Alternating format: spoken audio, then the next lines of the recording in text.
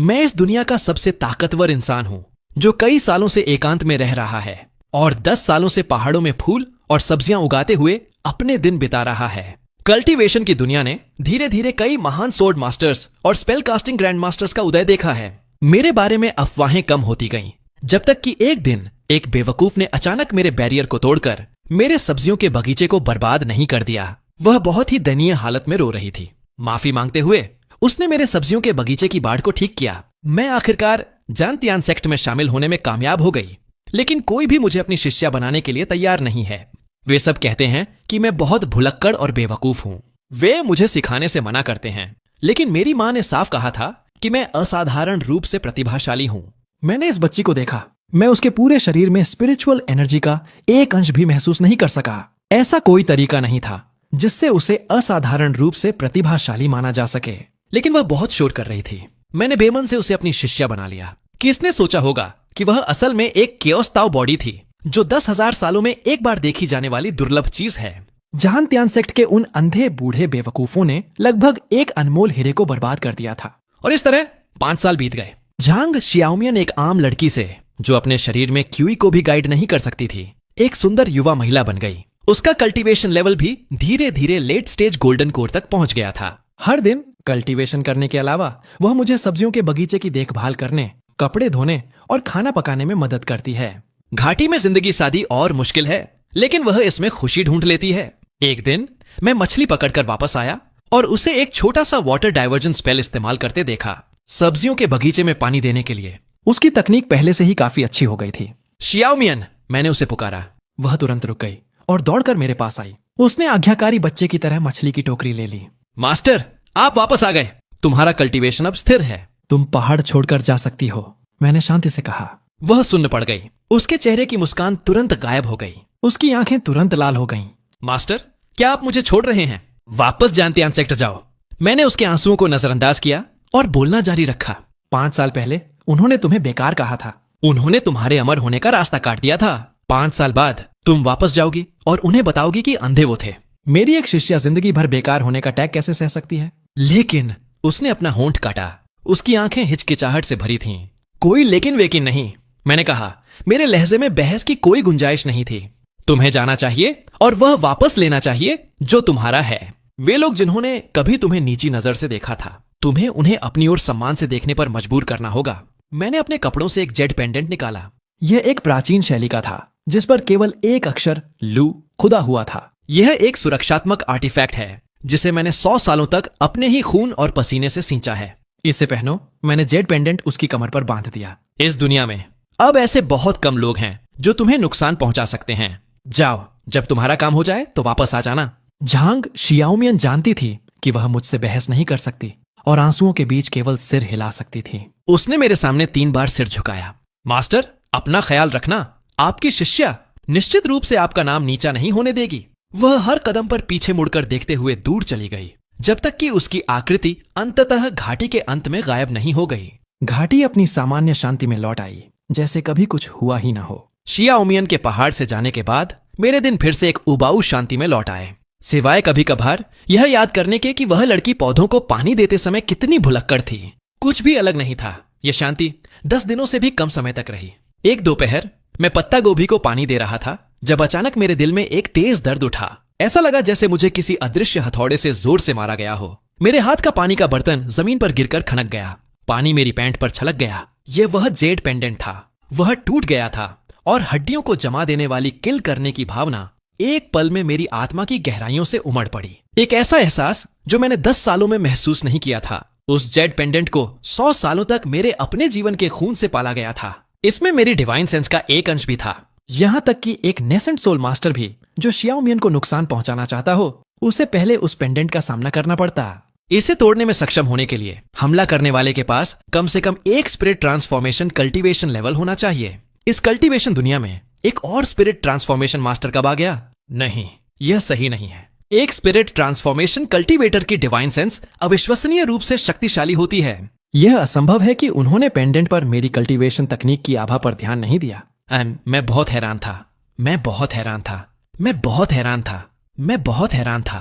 चूंकि उसने मेरी आभा को पहचान लिया और फिर भी इतना भारी स्ट्राइक करने की हिम्मत की। वह जरूर मेरे लिए आ रहा होगा। बहुत अच्छा। मैं सब्जियों के बगीचे के बीच में गया जहां जमीन में एक टेढ़ी लकड़ी की छड़ी गड़ी हुई थी। मैंने इसे 10 साल पहले सेम की बेलों के सहारे के लिए यूं ही वहां रख दिया था। हवा और धूप के संपर्क में रहने से लकड़ी की छड़ी अब पूरी तरह से सड़ चुकी थी। जैसे कि यह छूने से टूट जाएगी, मैंने छड़ी के ऊपरी हिस्से को पकड़ा और धीरे धीरे इसे नम मिट्टी से बाहर निकाला। जैसे ही मिट्टी झड़ी, सूरज की रोशनी में एक गहरी ठंडी चमक उठी। छड़ी की सड़ी हुई बाहरी परत झड़ गई और अंदर से जंग लगी हुई सोड की ब्लेड दिखाई दी। ब्लेड पर 2 प्राचीन सील अक्षर खुदे हुए थे जो जंग के कारण लगभग छिप गए थे। आस्क द हेवन, आसमान से पूछो, इसने 10 सालों से खून नहीं छका है। मुझे आश्चर्य है कि क्या मेरा पुराना दोस्त भी अकेला हो गया है। मैंने सोड पकड़ी और छज्जे के नीचे चला गया जहां ऑर्किड का एक टूटा हुआ गमला रखा था। अंदर का ऑर्किड बहुत पहले ही सूख चुका था और बस सूखी मिट्टी का गमला बचा था। मैंने अपना पैर उठाया और गमले को ठोकर मारी जिससे वह टुकड़ों में टूट गया। उड़ती धूल और सिरेमिक के टुकड़ों के बीच नम मिट्टी से मैंने तेल के कागज में लिपटा एक पैकेज निकाला। कागज बहुत पहले ही सड़ चुका था। यह जरा सा छूने पर ही धूल में बदल गया, जिससे समय के साथ पीले और काले पड़ चुके ताबीज का एक बंडल दिखाई दिया। उन पर सिंदूर की लिखावट फीकी और धुंधली हो चुकी थी और उनमें से सीलन की गंध आ रही थी। मैंने ताबीज को अपने कपड़ों में रखा और एक हाथ में सोड पकड़ ली। आंगन में खड़े होकर 10 साल हो गए हैं। मैं इन पहाड़ों में पूरे 10 सालों से एकांत में हूँ। क्या इस दुनिया के लोग पहले ही मेरा नाम भूल चुके हैं? उनके सिर पर लटकती मेरी ब्लेड का डर भूल गए हैं। कुछ जाहिल बेवकूफ जो मेरी नाक के नीचे ही अपने खुद के सेक्ट बना रहे हैं। खुद को सही रास्ता बताने वाले अब इतने घमंडी हो गए हैं कि उन्होंने मेरे किसी अपने को नुकसान पहुंचाने की जुर्रत की है। मैंने एक कदम उठाया और मेरी आकृति घाटी से गायब हो गई।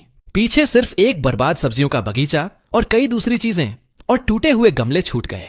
लगता है कि अब समय आ गया है कि यह दुनिया एक बार फिर से लू बेमू नाम याद करे। टूटे हुए जेड पेंडेंट की बची हुई आभा मुझे पूर्व की ओर ले गई।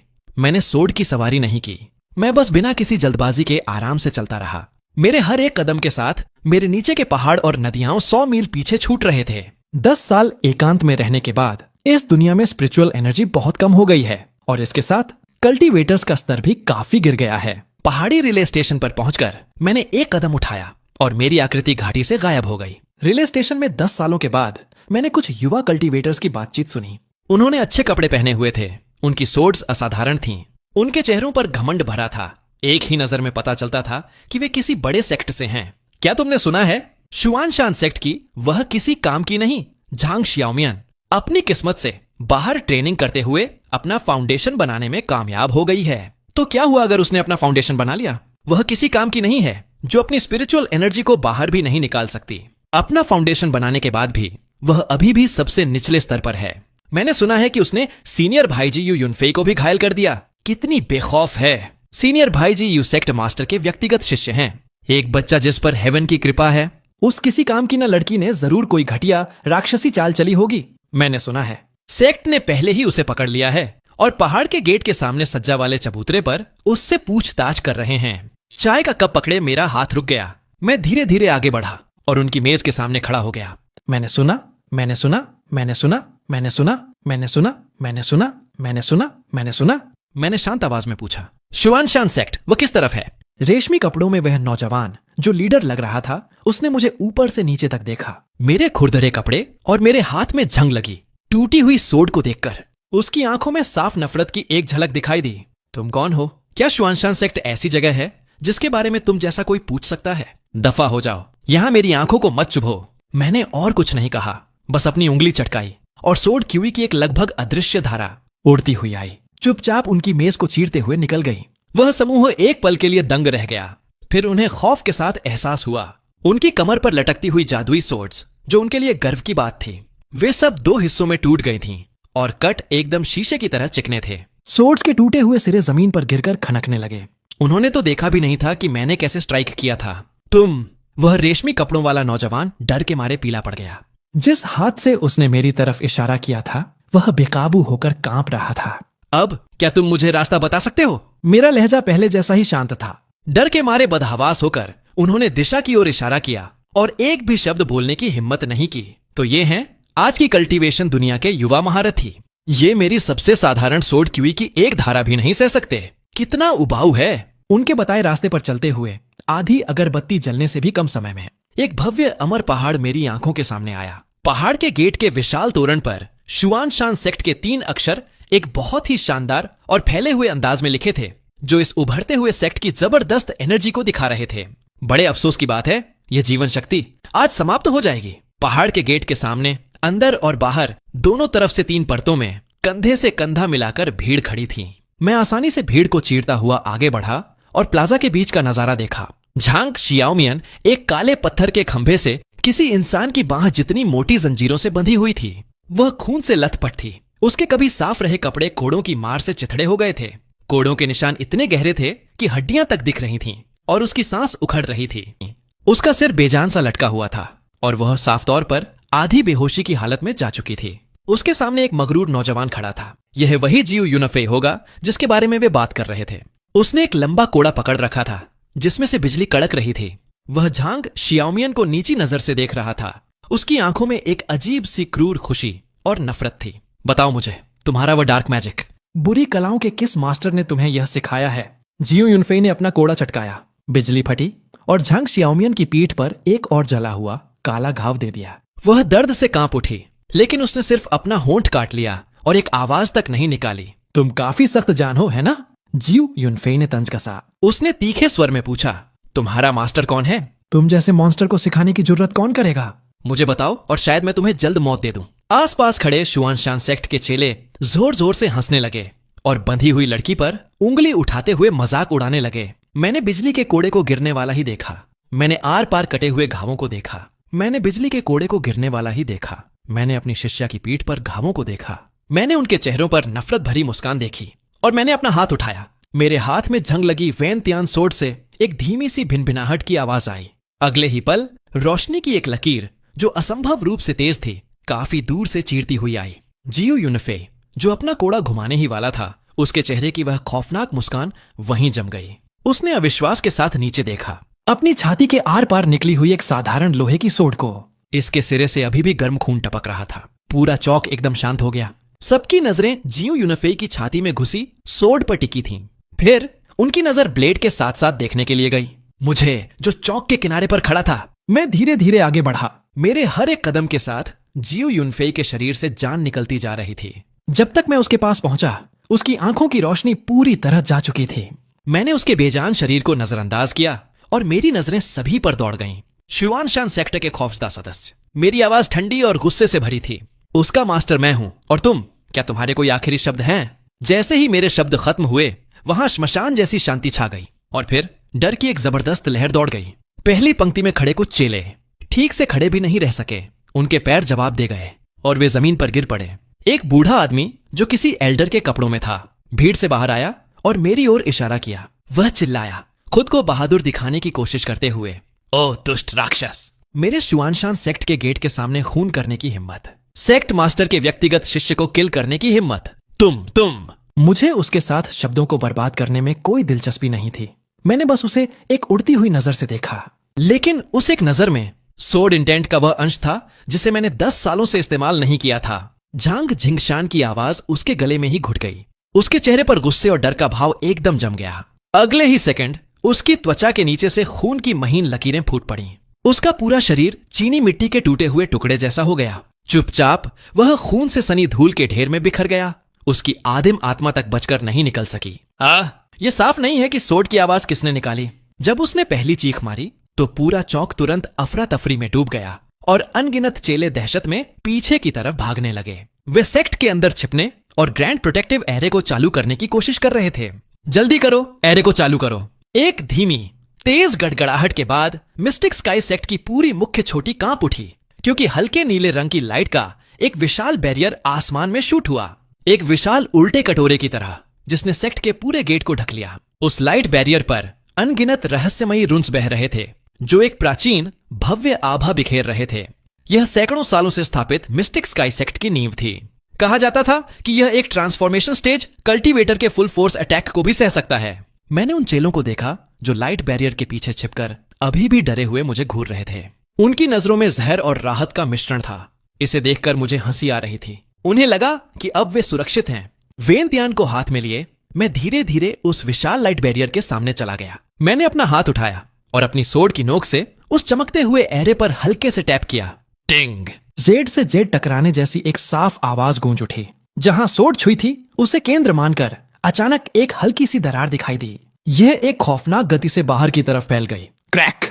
पलक झपकते ही मकड़ी के जाले जैसी दरारों ने पूरे लाइट बैरियर को ढक लिया। वे मिस्टिक स्काई सेक्ट के चेले, जो असल में सोच रहे थे कि वे सुरक्षित हैं, उनके चेहरे पर छाई राहत अब भयंकर खौफ में बदल गई। एक जोरदार धमाके के साथ लाइट का वह ग्रैंड प्रोटेक्टिव एरे, जिसे कभी न टूटने वाला माना जाता था, फट गया। विश्वास के डार्क बादल गायब हो गए हैं और मेरे सिर्फ एक टैप से वे एक खूबसूरत, शुद्ध और पूर्ण ग्रैंड प्रोटेक्टिव एरे बन गए। वह अनगिनत लाइट के कणों में टूटकर बिखर गया और हवा में विलीन हो गया। इसके बाद शिकार का समय था। मेरी आकृति गायब हो गई और एक न पकड़े जाने वाले प्रेत में बदल गई। मैं डरी हुई और भागती हुई भीड़ के बीच से तेजी से निकल रहा था। बाहरी सेक्ट का वह चेला जिसने कभी शियाओ मियन का मजाक उड़ाया था, सिर्फ इसलिए कि वह अपने शरीर में क्यूई को गाइड नहीं कर सकती थी। वेन तियान सोड की धार ने उसकी गर्दन काट दी।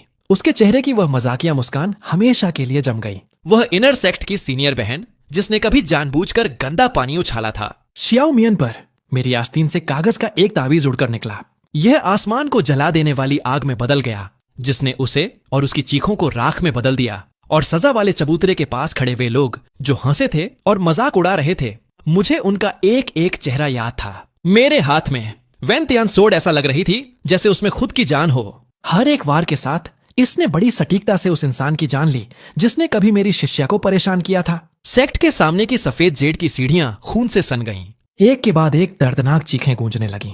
यह अब कोई पवित्र अमर भूमि नहीं थी, बल्कि अभी सी हेल बन चुकी थी। जिन सोड फॉर्मेशन पर उन्हें बहुत गर्व था, वे मेरे सामने बच्चों के खेल की तरह थे। जिन जादुई खजानों के भरोसे वे जिंदा थे, वे मेरी सोड क्यूई के संपर्क में आते ही टुकड़े टुकड़े हो गए। खौफ, ऐसा खौफ जो पहले कभी नहीं देखा गया, उसने सबके दिलों को जकड़ लिया। आखिरकार उन्हें एहसास हो गया कि जिसे उन्होंने उकसाया था वह कोई मामूली रोग कल्टीवेटर बिल्कुल नहीं था। ठीक जब मैं आखिरी वाले को किल करने ही वाला था, वह डीकन एल्डर जो बाद में सोड से मारा गया था, एक बहुत ही रौबदार आभा जो झांग जिंगशुआन से दर्जनों गुना अधिक शक्तिशाली थी, अचानक मुख्य चोटी की गहराइयों से फूटी और पूरे शुआनशान सेक्ट में फैल गई। आसमान से गरजती बिजली जैसी एक भव्य और गुस्से से भरी आवाज मेरे कानों में गूंजी। कौन सा गंदा दरिंदा मेरे शुआनशान सेक्ट में बेकाबू होकर भागने की जुर्रत कर रहा है? उस गुस्से वाली दहाड़ के बाद मुख्य चोटी के शिखर से लाइट की एक लकीर निकली। पलक झपकते ही वह प्लाजा के बीचों बीच उतर आई। यह नया आने वाला व्यक्ति सेक्ट मास्टर के काले ताओइस्ट कपड़ों में था, जिन पर सोने के धागे की कढ़ाई थी और उसके सिर पर एक बैंगनी सोने का मुकुट था। उसके नैन नक्श तीखे थे जो उसे एक आसमानी अमर का लुक दे रहे थे। उसके चारों ओर स्पिरिचुअल एनर्जी उमड़ रही थी। साफ था कि उसका cultivation late spirit transformation stage तक पहुंच चुका था, जो उसे एक महान कल्टीवेटर बनाता था। जैसे ही वह नीचे उतरा, उसने देखा कि जमीन लाशों और खून के पोखरों से पट्टी पड़ी है। उसका चेहरा, जो पहले काफी रौबदार था, वहां एक अजीब सी किल करने की भावना आ गई। उसका इरादा पल भर में दिखाई दे गया। उसकी नजरें किसी ब्लेड की तरह तेज थीं। उसने अपनी नजरें मुझ पर टिका दी। यह तुम थे जिसने मेरे चेलों को किल्ड किया। उसकी आवाज में बेकाबू गुस्सा था। मैंने कोई जवाब नहीं दिया। मैंने बस खून टपकाती हुई वेन तियान को पकड़े रखा और बड़ी दिलचस्पी से उसे नापने लगा। मेरी खामोशी उसकी नजरों में सबसे बड़ा उकसावा थी। वह इतना गुस्से में था कि वह हंसने लगा। बहुत खूब, मैं शियाओ यी हूं। जब से मैंने 300 साल पहले शुआनशान सेक्ट की स्थापना की है, तुम पहले इंसान हो जिसने ऐसी जुर्रत की है इस जगह पर इतनी भयंकर हरकत करने की। आज मैं तुम्हारी आत्मा को खींच लूंगा और उसे रिफाइन करूंगा। तुम्हें ऐसा श्राप दूंगा कि तुम्हारा कभी पुनर्जन्म नहीं होगा। उसकी बात खत्म होने से पहले ही अचानक उसके पीछे कुछ प्रकट हुआ। हरी इमोर्टल सोर्ड। जैसे ही वह सोर्ड प्रकट हुई, उसके बजने की आवाज बादलों में गूंज उठी, जो अपने साथ एक ऐसी तेज आभा लेकर आई थी जो हेवन को भी चीर सकती थी। इसने हवाओं और बादलों को हिला दिया, जिससे उनका रंग बदल गया। यह सेक्ट मास्टर का अपना आर्टिफैक्ट है। किंग शियान सोड सेक्ट मास्टर से बना रहे हैं, अपना दांव चलते हुए। यह दुष्ट अब खत्म है। बचे हुए चेलों की आंखों में नई उम्मीद की चमक आ गई, मानो उन्होंने अभी अभी अपने तारणहार को देख लिया हो। शियाओई ने अपने हाथ से एक सोड सील बनाई और एक मंत्र पढ़ा। किंग शियान सोड एक चमकदार लाइट के साथ भड़क उठी और दर्जनों गज लंबी एनर्जी की एक हरी ब्लेड में बदल गई, सीधे मेरे सिर पर वार करते हुए। इस एक स्ट्राइक ने हेवन और धरती की स्पिरिचुअल एनर्जी को खींच लिया। इसकी शक्ति सच में असाधारण थी, इतनी कि पहाड़ों को चीर दे और चोटियों को चकनाचूर कर दे। और फिर भी मैं बस चुपचाप देखता रहा। मुझे थोड़ी हंसी भी आ रही थी। यह शुरुआती पैंतरा स्पिरिचुअल एनर्जी को घुमाने का यह तरीका, इस सोड तकनीक में ताओ के सार की यह अधूरी नकल, यह सब बहुत जाना पहचाना था। हालांकि उसने खुद ही इसे बेतरतीब ढंग से बदला था और इसे एक अजीब सी गड़बड़ में बदल दिया था, और यह कमियों से भरा हुआ था। फिर भी मैंने इसे एक ही नजर में पहचान लिया। क्या ये वही रफ कागज नहीं थे जिन पर मैंने कुछ 100 साल पहले ऐसे ही कुछ लिख दिया था, जब मेरे पास करने को कुछ खास नहीं था? भविष्य तलाशने के लिए मुझे अतीत में वापस जाना पड़ा। सोर्ड ताओ के वे अलग अलग रूप। मुझे याद है कि बाद में उन रद्दी कागजों का इस्तेमाल एक हिलती हुई मेज के पैर को सहारा देने के लिए किया गया था। मैंने कभी नहीं सोचा था कि वे वास्तव में आगे सौंपे जाएंगे और किसी परम बेवकूफ द्वारा एक महान गुप्त मैनुअल की तरह माने जाएंगे। मैंने अपना सिर उठाया और शियाओ को करीब से देखा, उस चेहरे को जो गुस्से से बिगड़ा हुआ था। मेरी सबसे गहरी यादों के एक कोने से एक युवा और चापलूसी भरा चेहरा उसके चेहरे पर हावी हो गया। तो ये वो था ना जब हम सेक्ट में हुआ करते थे, वह मामूली टैलेंट वाला इंसान जो हमेशा उसके पीछे रहना पसंद करता था, जो हमेशा मेरे पीछे घूमना पसंद करता था। मुझे बार बार सीनियर भाई लू बुलाता था, मेरा महत्वाकांक्षी जूनियर भाई। मैंने कभी नहीं सोचा था कि मेरे द्वारा फेंके गए कुछ बेकार पन्नों से वह सच में एक सेक्ट मास्टर बनने में कामयाब हो गया।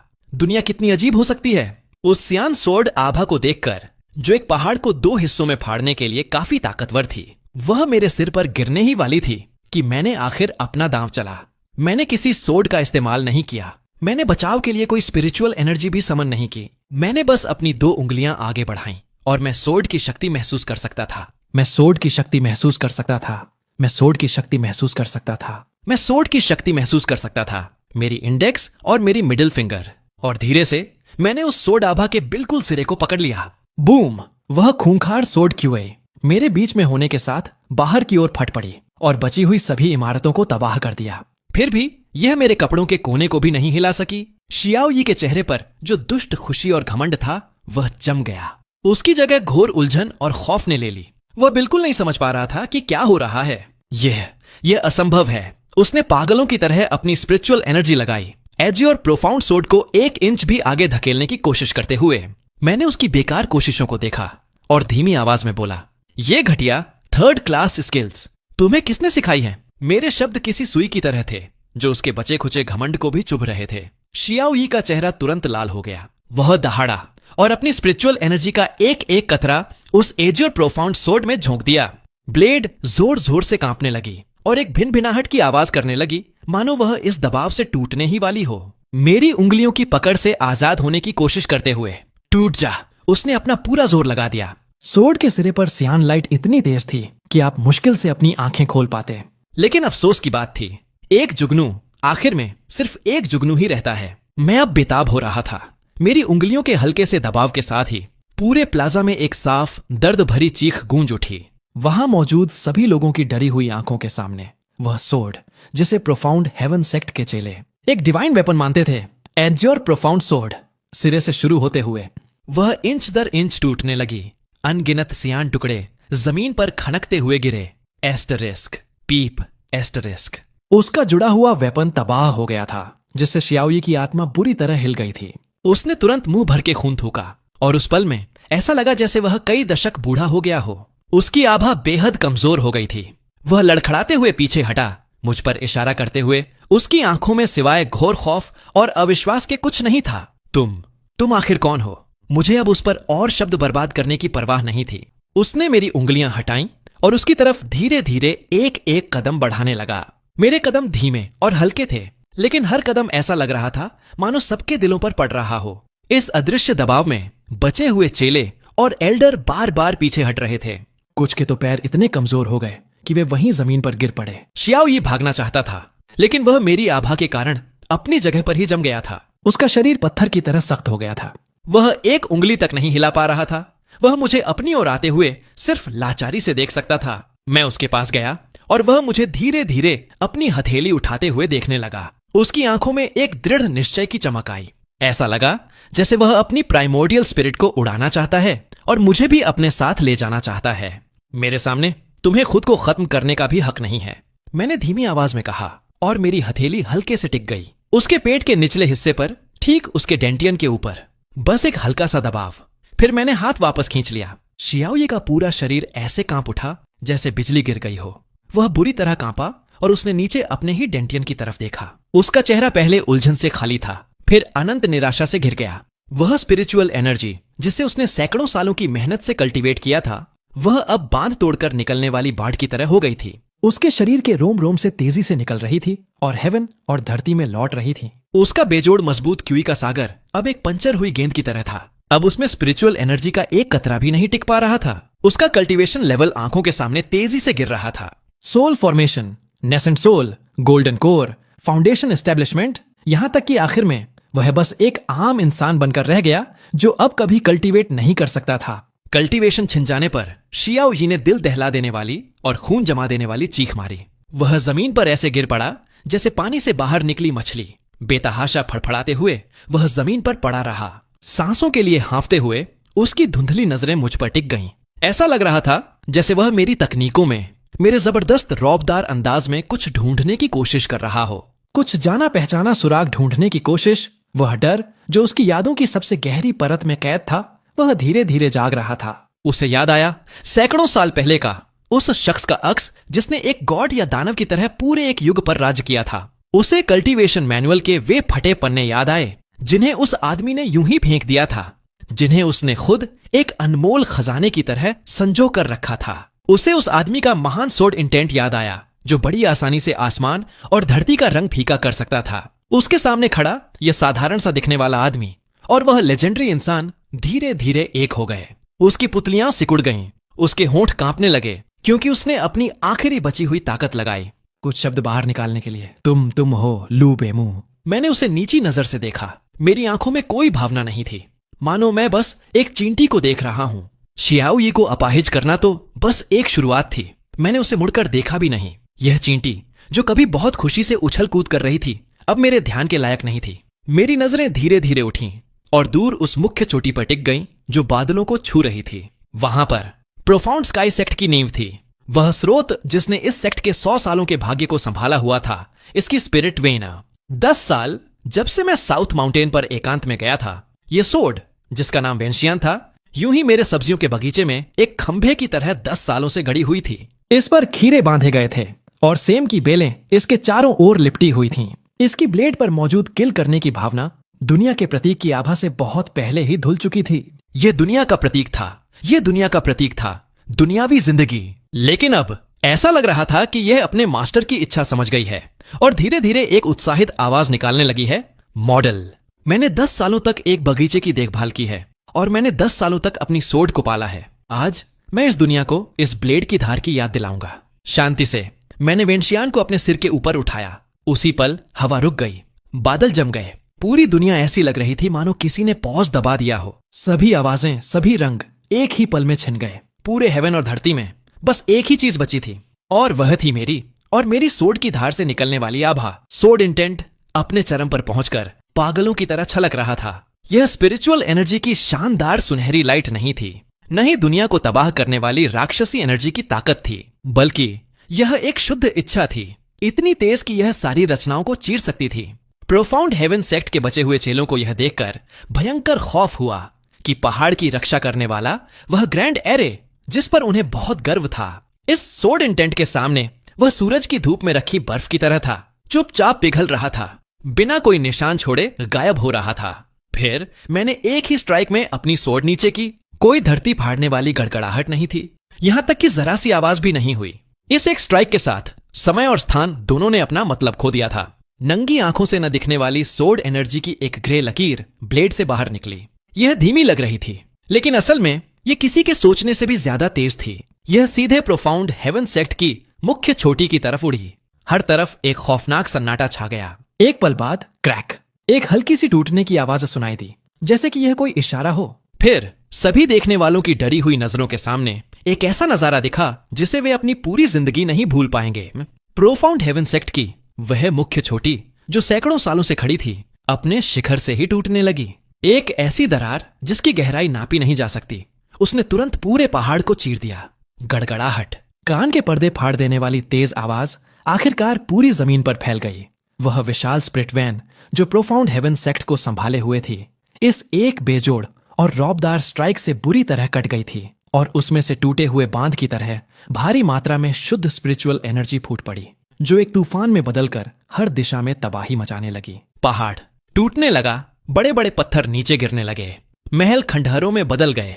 यह सेक्ट जो कल्टीवेशन की दुनिया में बहुत मशहूर हो गया था, जिसे नई पीढ़ी का लीडर कहा जाता था, वह मेरे देखते देखते बस इतना ही रह गया। मेरी ही आंखों के सामने पूरी तरह से तबाही का मैदान, तूफान थम गया। जैसे ही धूल बैठी, मैं वहां खड़ा था, हाथ में सोर्ड लिए। मैं धीरे धीरे वहां गया जहां पहाड़ का गेट हुआ करता था, जो अब मलबा बन चुका था। मेरी सोर्ड की नोक ने जमीन पर एक लकीर खींची, जैसे किसी कागज पर लोहे का ब्रश, जिससे पत्थर के टुकड़े उड़ने लगे। खंडहरों पर एक गहरा निशान रह गया, जिसके कट बहुत तेज और आदेश देने वाले थे।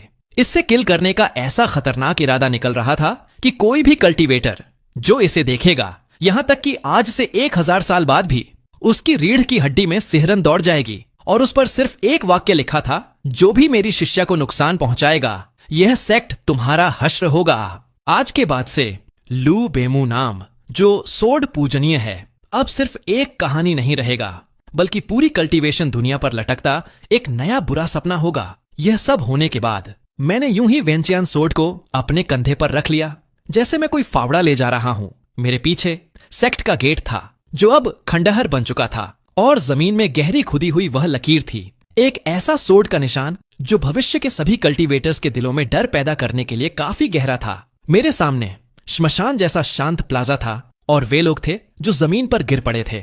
उनकी आंखें खाली थीं, मानो उनकी आत्माएं ही निकाल ली गई हों। शुआन शान सेक्ट के वे बचे हुए लोग। मैंने उन पर एक नजर भी नहीं डाली। मैं चलने लगा, प्लाजा के बीच में बने सजा वाले खंभे की तरफ। हवा में खून की भारी बदबू थी। मैं सांस नहीं ले पा रहा था। साथ ही डर का ऐसा माहौल जो इतना साफ था कि वह लगभग ठोस हो चुका था। मुझे परवाह नहीं थी। मैं सीधा सजा वाले खंभे के पास गया।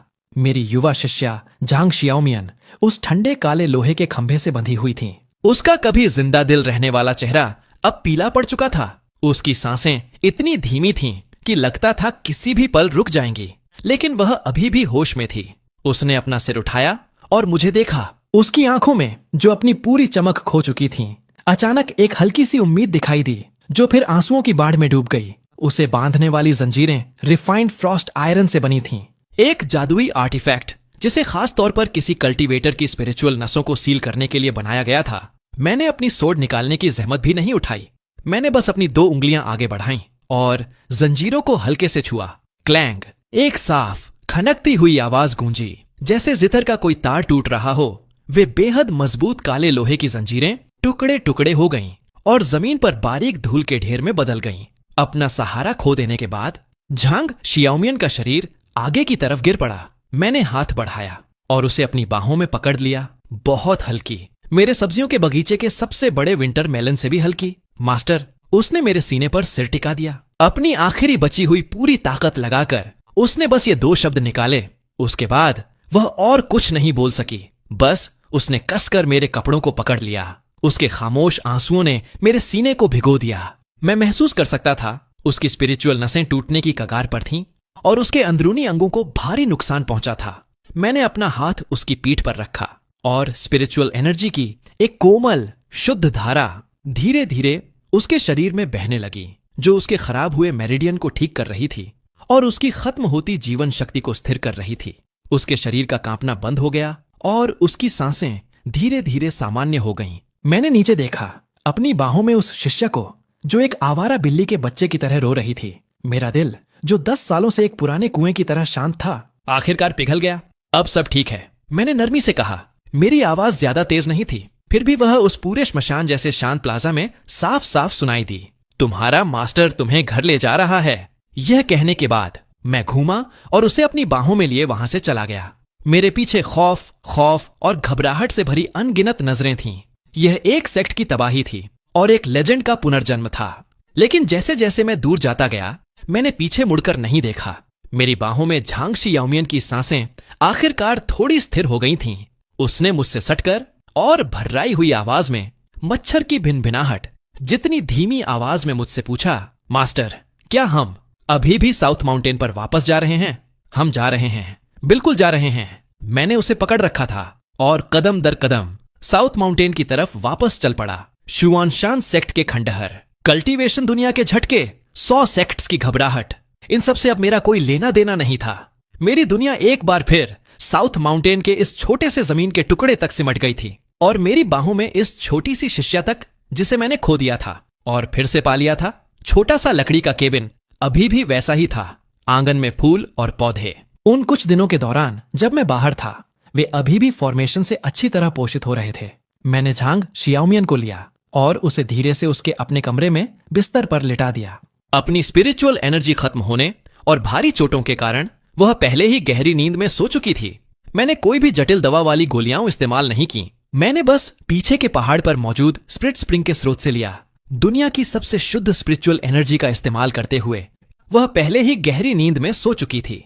मैंने झांग शियाओमियन को लिया उसके घावों के लिए।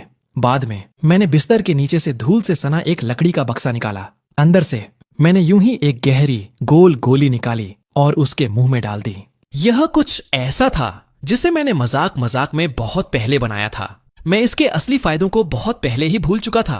मुझे बस इतना याद था कि मैं इन्हें मीठी गोलियों की तरह खाया करता था, क्योंकि इसमें स्पिरिचुअल एनर्जी इतनी तेज थी कि यह थोड़ी हावी हो जाती थी। ये सब करने के बाद मैं अपनी सब्जियां उगाने, मछली पकड़ने और झपकी लेने वाली जिंदगी में वापस चला गया। एकमात्र अंतर यह था, अब मेरे आसपास एक छोटी सी शैडो मेरा पीछा कर रही थी। झांग शियाओमियन के उठने के बाद वह अब पहले जैसी चंचल नहीं थी, न ही वह बात बात पर रोती थी। वह बस ज्यादा शांत और ज्यादा मेहनती हो गई थी। हर दिन सुबह होने से पहले वह खुद ही आंगन में जाती थी और उन स्वॉर्ड मूव्स की प्रैक्टिस करती थी जो मैंने उसे सिखाए थे।